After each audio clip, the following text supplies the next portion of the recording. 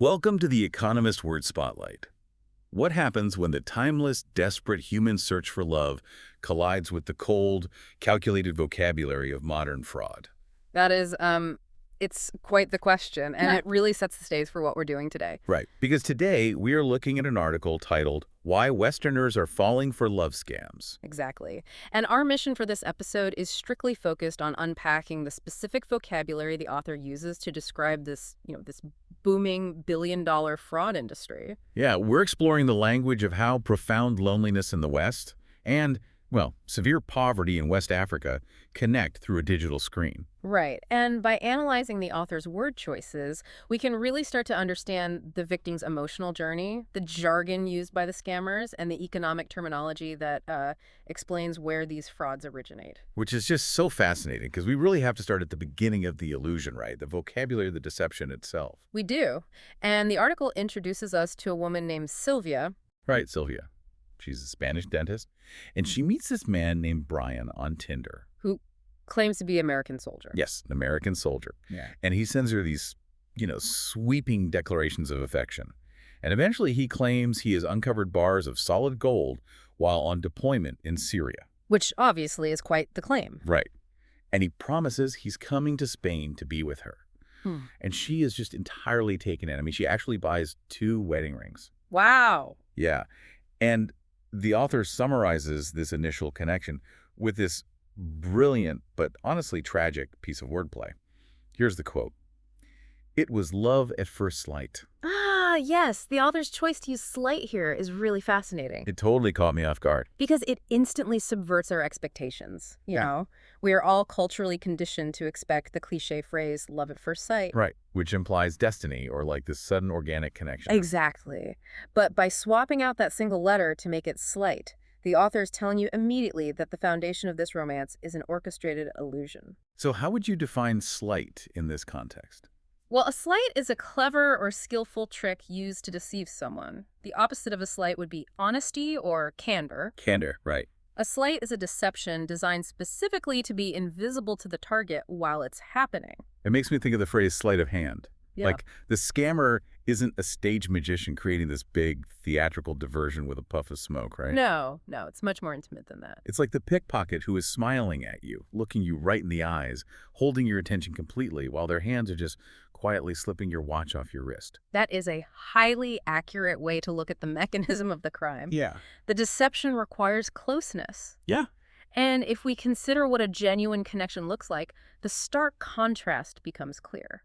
A real relationship relies on absolute candor. It requires transparency. Right, sharing actual truths. Exactly. So the author's use of sleight signifies that from the very first keystroke, candor was intentionally absent.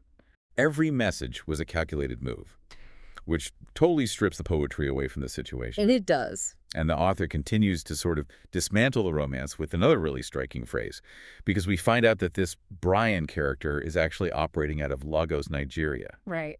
And the article notes, quote, "Sylvia is not the only lonely Westerner to be wooed by a phony Romeo." Phony Romeo. It's a powerful juxtaposition. I mean, define that for us because it feels so pointed.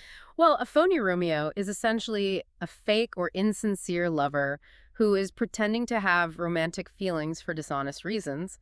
The opposite would simply be a genuine partner or a true Romeo. Right, because Romeo is arguably the most universally recognized symbol of, ultimate sacrificial love. Precisely.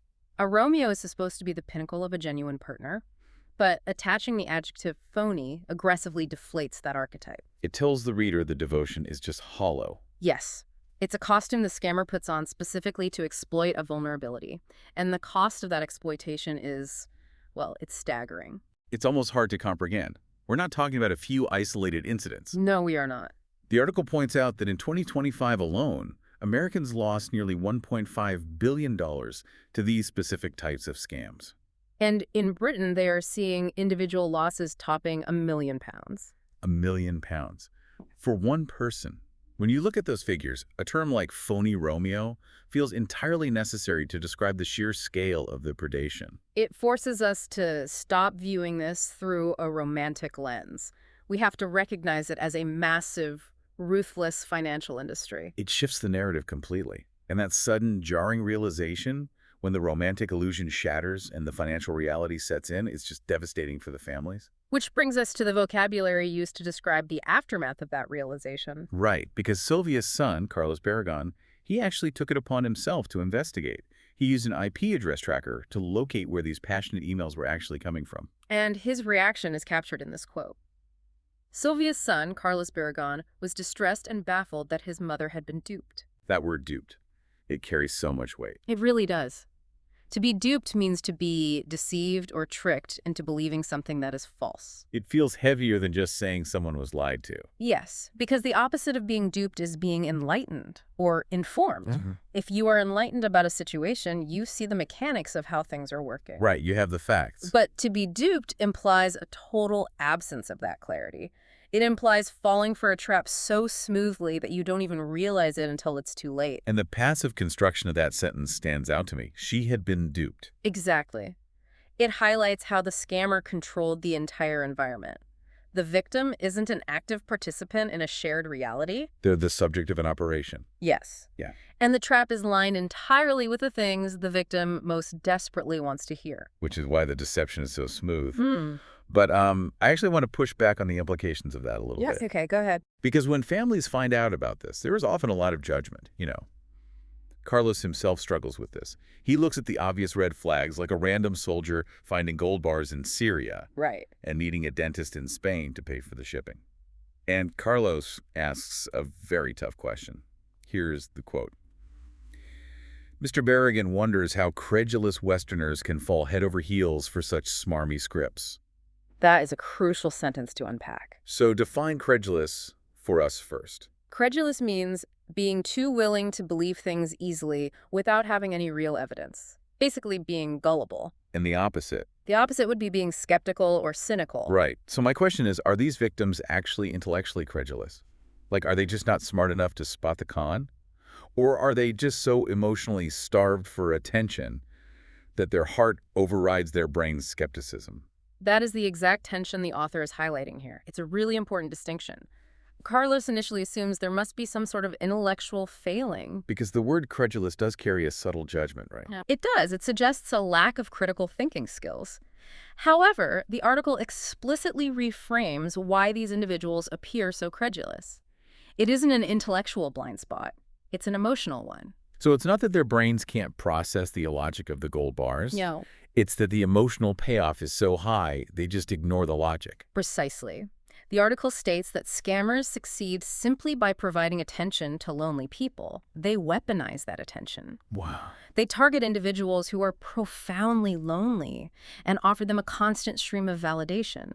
So the victims become credulous, willing to believe the unbelievable, because maintaining the illusion means they get to keep receiving that emotional attention. Their skepticism is just suppressed by this desperate need to be seen. Yes. That is heartbreaking. It's the emotional equivalent of a mirage in the desert. Intellectually, there shouldn't be a lake in the middle of the sand, but you are so thirsty you run toward it anyway. That's a great analogy. Well, Carlos was so baffled by how deeply his mother was manipulated that he literally got on a plane and flew to Lagos. He did.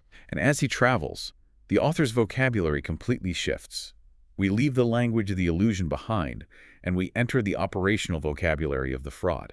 Yes, shifting from the illusion to the mechanics. The article states, quote, Mr. Barragan discovered the criminal underworld of romance fraud. The criminal underworld. When I hear that, a very specific image comes to mind. What do you picture? It suggests this vast shadow ecosystem. Like if you live in a law-abiding, legitimate community, which would be the opposite, right? Yes, a legitimate community or law-abiding society is the exact opposite. Right, so in a legitimate society, everything operates in the light. But the underworld implies a secretive, hidden network of organized crime, a parallel society operating entirely in the dark. And the author uses that phrase to capture Carlos's assumptions. He couldn't accept that a single, isolated individual could dismantle his mother's life. He assumed there had to be a massive syndicate behind it. Exactly. And the author explicitly points this out in the next quote. Mr. Barragan expected to find a sophisticated network of fraudsters in Nigeria, too. Sophisticated network. Define that in this context. A sophisticated network is a complex, highly advanced system of connections. The opposite would be a disorganized group or a very simple system. Carlos went looking for a James Bond-style villain lair. He did. He expected high-level coordination, advanced technology, corporate-style management. Like teams of psychologists drafting the perfect manipulative emails. Right. But what he actually found was starkly different. It really shatters that expectation because the reality is so banal. The contrast is staggering, and the author captures the reality perfectly with the next phrase. Quote, "Who use copy and paste scripts rather than complex manipulation tactics." I copy and paste scripts. That phrase alone just strips away all the mystique. It really reveals the true mechanism. A copy and paste script is a standardized, repetitive message used to deceive efficiently. And the opposite would be, what, an original conversation? Yes, a personalized message or a genuine original conversation. So they aren't crafting brilliant, individualized traps. Not at all. They rely entirely on the efficiency of boilerplate text. The reality is that these are often unemployed young men referred to locally as Yahoo boys working alone at night. Right, the article mentions they work in rough neighborhoods, doing it at night so their parents don't see. Exactly. It's like the difference between a highly trained spear fisherman tracking a specific target and a commercial fishing trawler that just drops a massive, cheap net across the ocean. Yes, relying on sheer probability. Right. If you send 1,000 identical sappy emails, statistics dictate someone will reply. It's an unglamorous romance factory assembly line. It's an industrialized approach to emotional manipulation. But the author also uses vocabulary to explain the economic environment that drives this, why these young men build this assembly line in the first place. Which brings us to the harsh economic reality of West Africa. Yes. The article describes the area, quote, "witnessing the effects of high youth unemployment and rampant inflation." Rampant inflation. That's our next word. Well, it is. Rampant inflation refers to extremely high, out-of-control price increases that cause profound economic instability. So the opposite is just stable prices or low inflation. Correct. Stable prices allow citizens to plan and save. Rampant inflation is an economic state entirely out of control. It's like an economic wildfire. It consumes the purchasing power of the local currency so rapidly that everyday survival is just a scramble. And the author provides a devastating piece of context to illustrate this in a neighborhood called Ikotun in Lagos. Right, they introduce us to Aziz. Yes, a 14-year-old tailor's apprentice. Because the local currency has been so decimated by this rampant inflation, a $10 gift card extracted from a British victim is worth more than his family pays in rent for an entire month. A $10 gift card. Yeah. More than a month's rent. That stark reality explains the ecosystem. The motivation isn't necessarily sociopathic malice, it's economic survival. In an environment where traditional employment offers no viable path forward, which leads to this deeply uncomfortable side effect within the community. The flow of the stolen money. Right. It doesn't disappear into offshore accounts. Yeah. It flows into the local neighborhood. Here's the quote. "With some of their earnings, Yahoo boys prop up local businesses, splashing out at fancy boutiques and nightclubs." Prop up. That phrase is incredibly revealing. Define prop up for us. To prop something up means to support it or help it survive financially. The opposite would be to undermine or weaken something.